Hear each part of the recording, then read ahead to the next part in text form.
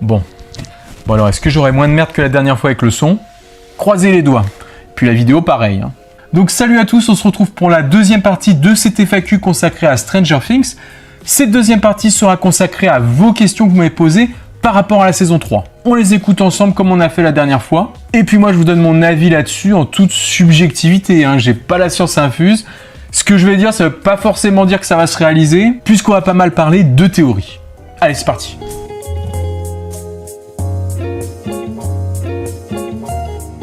Comme la dernière fois, par rapport à votre enregistrement, je suis allé directement sur la question. Mais en tout cas, ça m'a fait très plaisir l'intégralité de vos messages à chaque fois, bien sûr. Allez. Salut Mika, alors moi ma question c'est est-ce que tu vas faire des vidéos spéciales juste avant la sortie de la saison? Et aussi autre question, est-ce que tu vas faire des vidéos réactions des épisodes de la saison 3? Voilà, merci. Donc salut à toi, pour répondre à ta question, oui bien sûr. Après avoir vu la saison 3, je ferai sûrement une sorte de gros récap sur toute la saison. Après ce que je comptais faire, moi, je voulais pas trop le dire, je voulais déjà tester, voir si ça marche. Mais je vais vous le dire comme ça, on est en petit comité, vous me donnez votre avis en commentaire. Ce que j'imaginais en fait, c'est de me filmer pendant que je regarde les épisodes. Donc ce sera le 4 juillet, hein, forcément. Peut-être le 4 et le 5, hein, à mon avis, je vais faire ça sur 2 jours. Parce que je pourrais peut-être pas être tranquille seul dans mon salon pendant un certain nombre d'heures à monopoliser la télé. Et donc ce que je pensais faire, c'est faire comme on voit sur YouTube des fois, des vidéos réactions. C'est-à-dire que je vais me filmer pendant tous les épisodes de toute la saison. Et toutes les semaines, quand je vous ferai mes reviews, au tout début de la vidéo, de façon très condensée, genre sur 1 ou 2 minutes, je pourrais montrer ce que j'ai filmé de moi quand j'ai découvert telle ou telle révélation dans un épisode. Ça pourrait être rigolo. Je sais pas, dites-moi ce que vous en pensez. Donc ça, pour les reviews des épisodes indépendamment les uns des autres, ce sera en deuxième partie de mois de juillet, vraiment. Puisqu'au début, je compte vraiment me concentrer sur la saison, sur sa globalité, sur toutes les parties un peu théorie déjà, les premières qui s'en dégagent. Et puis après, chaque semaine, donc pendant 8 semaines, de faire un review de chaque épisode. Voilà, comme ça vous permet d'avoir de mes nouvelles pendant toutes les vacances. Et puis surtout, on pourra vraiment analyser en profondeur chaque épisode. Les points positifs, ça peut être intéressant de faire comme ça. Je suis ouvert à toute suggestion. Question suivante.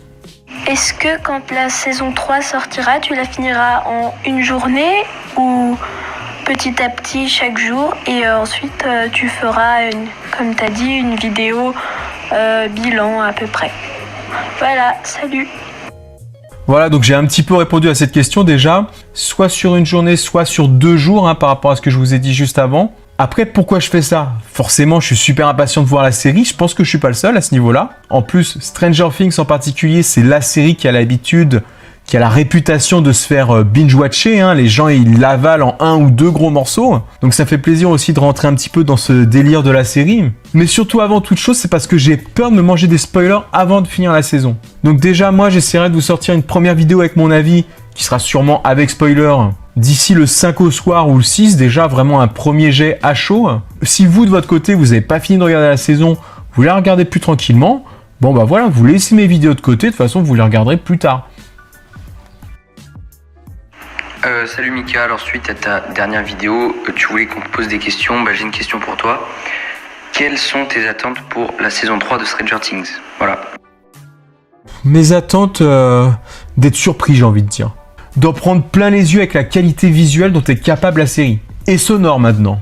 En plus, il y a les musiques aussi, je serais curieux de voir parmi les tubes de cette période, ce qu'ils vont nous sélectionner. Alors moi d'ailleurs, à ce niveau-là, ce qui me ferait plaisir, j'en parlais l'autre fois dans les commentaires, mon petit plaisir coupable, ce serait... Bon, vous foutez pas de ma gueule, hein. Du Tears for Fears. Alors je vais vous mettre le nom en dessous pour ceux qui connaissent pas, peut-être vous allez écouter, vous allez dire ah ouais c'est ce truc là, c'est ringard, tout ça. Ça me ferait plaisir d'en avoir un petit peu parmi d'autres grands tubes. Peut-être du Michael Jackson carrément, ce serait génial. Ensuite ce qui me plairait vraiment c'est d'en apprendre encore un peu plus sur Eleven, voir comment son histoire va tourner avec Mike, avec Max, avec les autres, avec Hopper. Et puis bien sûr, qu'est-ce qu'ils vont nous faire de l'Upside Down maintenant? Qu'est-ce que ça va devenir? Avec ces histoires de rats, avec ces histoires de nouvelles expériences. Je suis vraiment curieux de découvrir ce qu'ils vont nous proposer là-dessus. Même si on a déjà plein de théories, ça ne veut pas dire que c'est exact.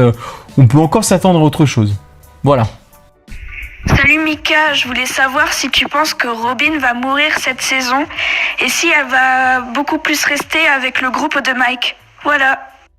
Moi déjà Robin, ça m'étonne qu'il la fasse mourir direct là en une saison. Mais voilà, après ça peut être le personnage à usage unique qui dure qu'une saison. C'est possible dans cette série, les nouveaux persos ont la vie dure quand même. Après moi j'aurais surtout beaucoup traîné avec Steve et après par extension avec le groupe d'amis. On le devine peut-être sur les derniers épisodes simplement. Je ne sais pas, mais ouais je la vois bien traîner avec eux, oui ça c'est clair. C'est peut-être par un personnage comme ça qu'on peut avoir une sorte de gros twist à un moment donné. En tout cas, oui, clairement, je suis curieux de voir ce qu'ils vont faire de ce personnage. C'était ça la question. Je sais même plus ce que c'était. Désolé, je vais être plus attentif. Salut, alors moi ma question c'était à ton avis quelle sera la place de Max dans la saison 3 ? Est-ce que tu penses que son personnage va prendre de l'importance, pourquoi pas avec un rôle à jouer dans l'Upside Down ou quelque chose comme ça ? Merci. Alors déjà par rapport à Max, il y a des théories comme quoi elle pourrait elle aussi avoir des pouvoirs. J'ai donc moi-même véhiculé une théorie par l'intermédiaire d'une vidéo, mais j'en suis pas forcément convaincu à 100% quoi. En fait, si je devais mettre un pourcentage, on va dire que cette théorie, j'y croirais genre à 5%, voilà. Quelque chose de quand même qui serait très surprenant. Ce qu'on va voir surtout ici, c'est que ça va être la grande pote d'Eleven.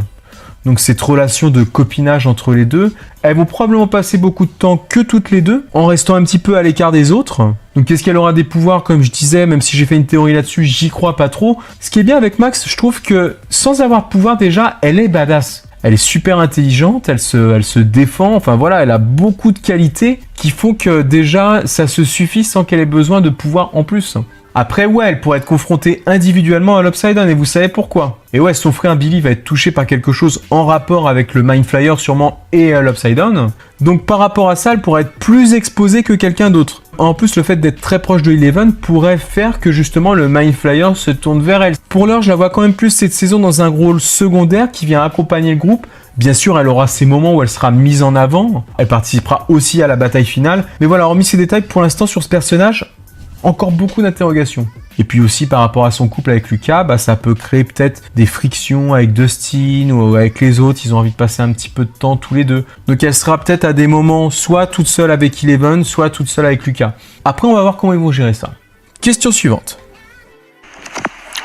Qu'est-ce que tu penses de l'avenir de Billy ? Est-ce que ce serait sa dernière saison dans Stranger Things ?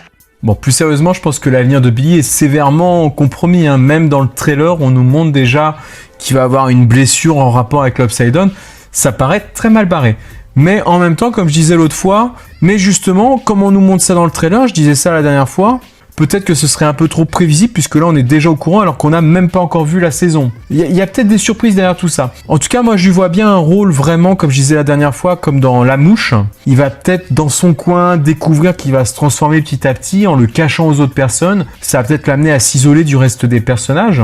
D'ailleurs, quand on voit l'œil devant la glace qui commence à se transformer, il y a eu beaucoup de théories comme quoi c'était l'œil de Nancy, comme quoi c'était l'œil de la sauveteuse, comme quoi c'était l'œil de Robin. Mais finalement, c'est vrai que j'ai vu un comparatif l'autre fois où j'avoue que ça ressemblait vraiment à l'œil de Billy. Là, aujourd'hui, je serais plus à me dire à 90% que ce sera Billy. Et ça fait partie de ce que je disais juste avant, qui se voit un petit peu, petit à petit, se transformer. Les yeux qui changent, son bras ou la blessure, peut-être d'autres choses, des trucs qui lui poussent dans le dos... Voilà, regardez La Mouche si vous l'avez pas vu, vous comprendrez ce que je veux dire.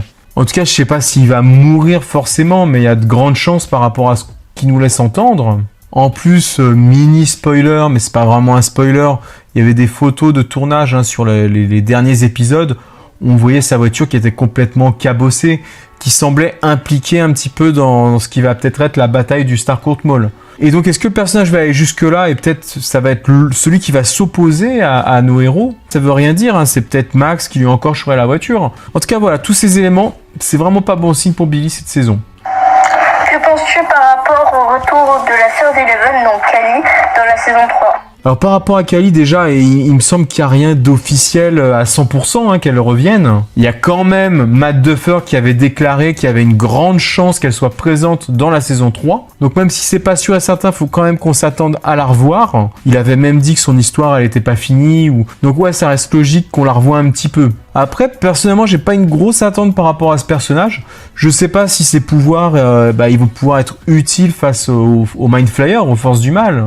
Comme on la voit peu, j'ai pas eu le temps d'être forcément très séduit par le personnage. Mais du coup, justement, peut-être que ce serait pas plus mal qu'on la voie un peu plus et puis qu'on apprenne à la connaître.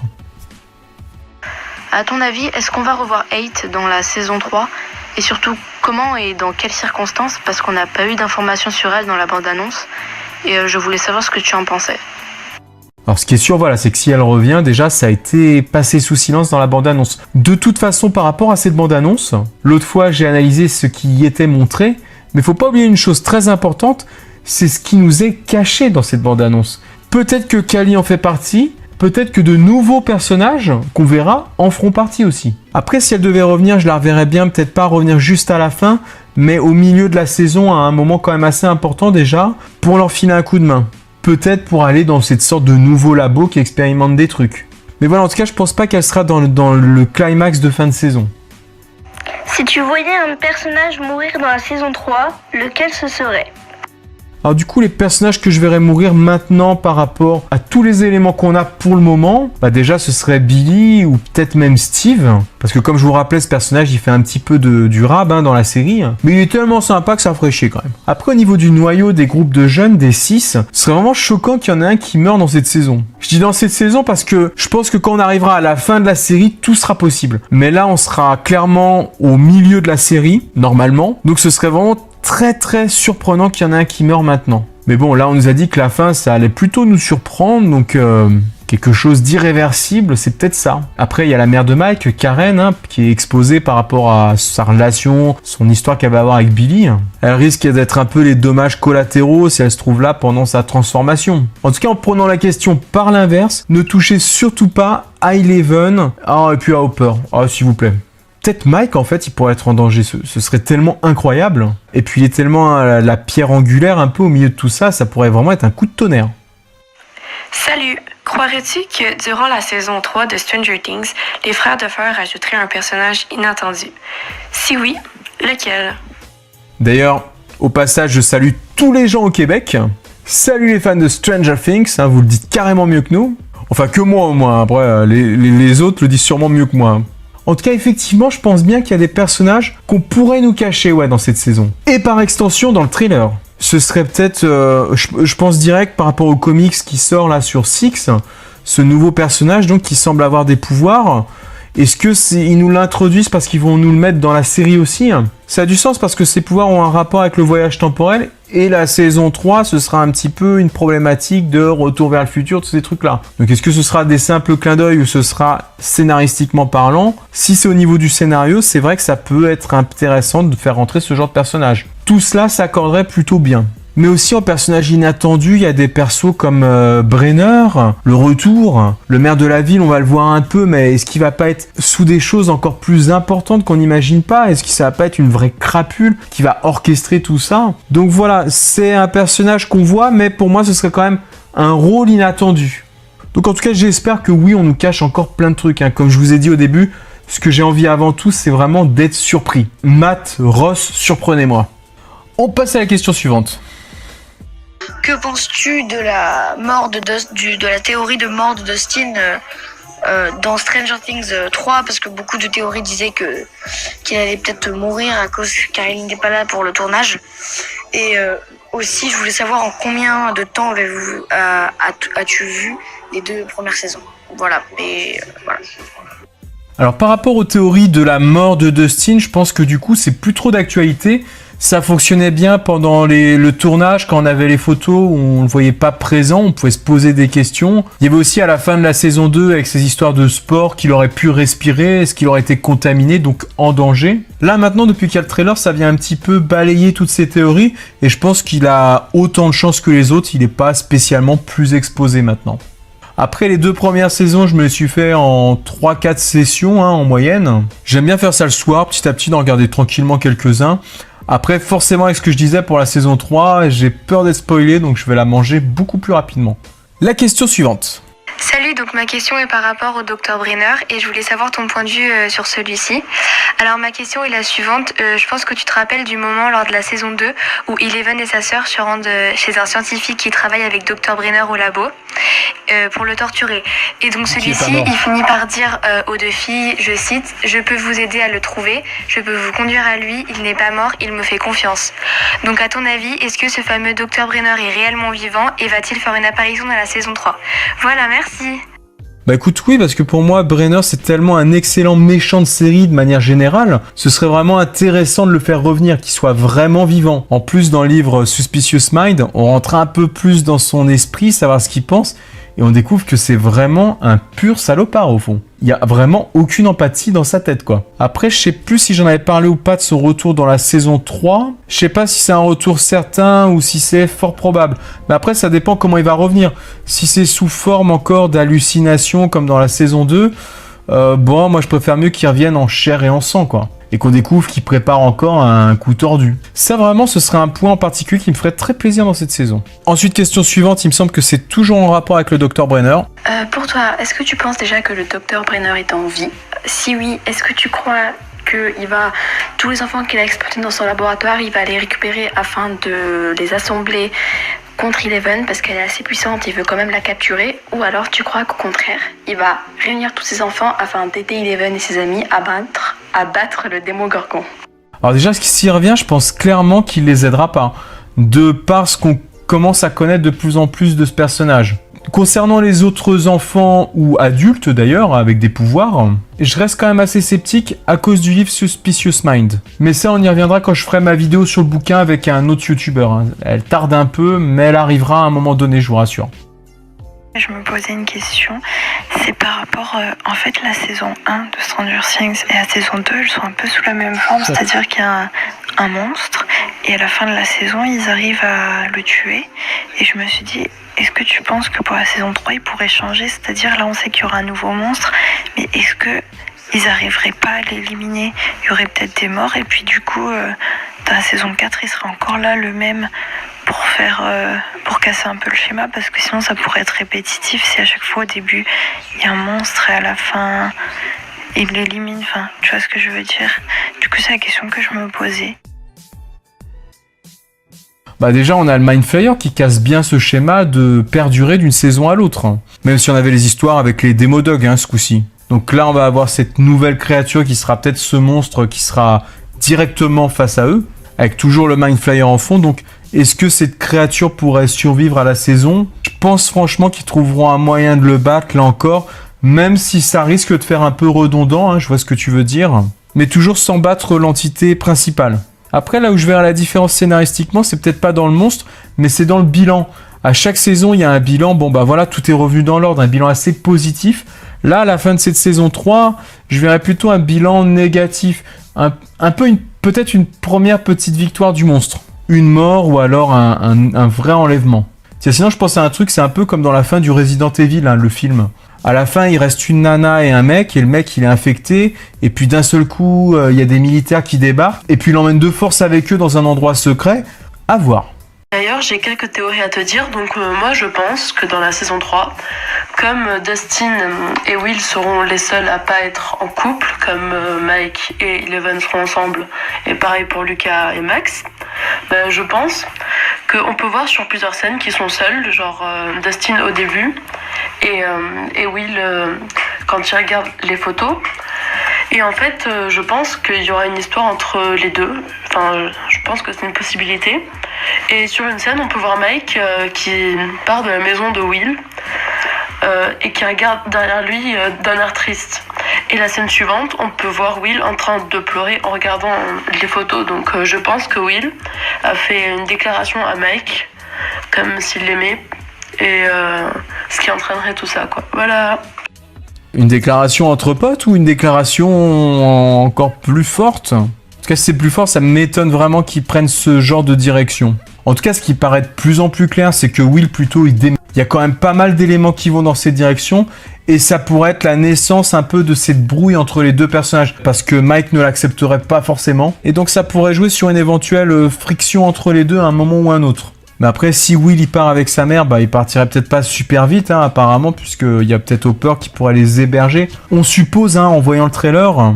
En tout cas, dans la relation entre Will et Mike, hein, en particulier, par rapport à tout ce que tu m'as dit, moi je verrais plutôt donc cette histoire de décalage entre les deux, qu'il y en a un qui grandisse plus vite que l'autre. Et ça devrait être rapidement mis en avant dès la première partie de l'histoire. Et sans doute, ça leur permettrait peut-être d'être plus forts sur la fin de l'histoire. Juste avant que l'un des deux disparaisse, et là ça fout les boules. Question suivante. D'après toi, qui est devenu le Hawkins Lab? Enfin, je veux dire, parce qu'à la fin de la saison 2, l'armée quitte le Hawkins Lab, mais il devient quoi? Il va pas rester un bâtiment abandonné, ça serait con. Et ouais, bizarre, qu'est-ce qui devient le Hawkins Lab? Après, franchement, je pense qu'on l'a quand même beaucoup vu dans les 2 premières saisons, le Hawkins Lab, il s'y est passé beaucoup de choses. Donc malgré tout, pour moi, ouais, il pourrait bien le laisser de côté. En tout cas, ce serait plus un bâtiment en activité. Mais par contre, si le bâtiment est toujours condamné, le groupe de jeunes pourrait être amené à aller là-bas, un peu en mode urbex.